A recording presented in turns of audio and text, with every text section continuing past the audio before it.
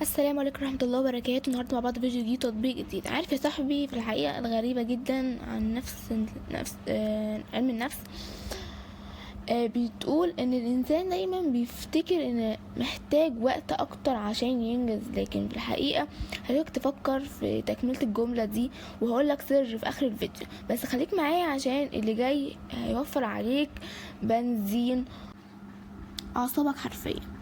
احنا دلوقتي عايشين في عصر الموبايل، بس حتى من ايدينا. بس السؤال، انت محتاج صح تستخدمه صح ازاي؟ ولا هو اللي بيستخدمك؟ التطبيقات دي يا جماعة مش بس عشان تيك توك وضحك، ده اتعملت اصلا عشان تشيل عنك هم وتفاصيل، بدل ما تنزل تدور على صنايعي او تقف في طابور او تشيل هم مشوار بضغط زرار واحد بس بتخلص. دي فكرة انك بتشتري وقتك ببرنامج. خليني ابقى اكلم معاك عن اكتشافه مؤخرا، واسمه GTNW.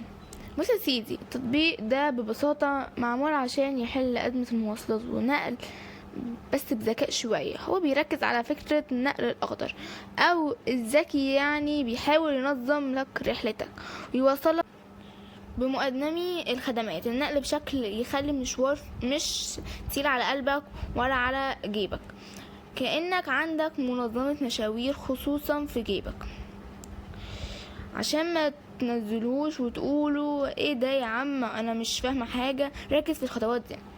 اول ما تفتح هتعمل حساب برقم تليفونك، ده اسهل حاجة. اهم حاجة تفعل GPS عشان يشوف انت فين، الخدمة المتاحة حواليك ايه. تطبيق وجهته بسيطة، بتختار وجهتك وتشوف اختيارات المتاحة قدامك، سواء رحلة مجدولة او فورية. نصيحة من اخ، دايما راجع البيانات الرحلة قبل ما تدوس تأكيد عشان تضمن ان اختيارك مناسب ليك. انا دخلت قبل كده في تعليقات جوجل بلاي وجيت التعليقات الخاصة وكده، والخلاصة يعني مميزات الناس شكرت فيها توفير الوقت. ناس كتير قالت ان هو بيختصر مجهود التدوير على مواصلات مناسبة. الفكرة نقل الاخضر وتحويل الرقمي في النقل عجبت الجيل الشباب جدا. سهولة الواجهة، التطبيق مش معقد، يعني خالتك وعمتك يعرفوا يتعاملوا معاه عادي. العيوب اللي الناس شافتها فيه، في ناس اشتكت ان الخدمة لسه مش متغطية كل شبر في مصر.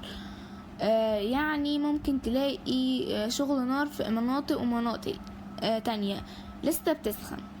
حالات بعض المستخدمين قالوا ان الابليكيشن ساعات بيهنج او يخرج لوحده، وده بيحتاج انك تتأكد انك على اخر تحديث.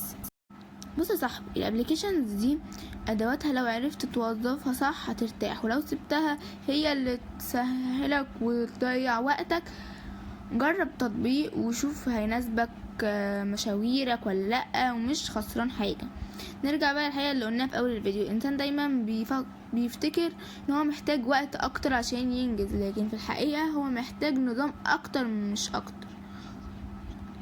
يعني مشكلة مش 24 ساعة، مشكلة في ازاي بتديرهم. ولو عجبك كلامي اعمل لايك وابعت لصاحبك اللي دايما تايه في المواصلات، واشوفك الفيديو الجاي. سلام يا بطل.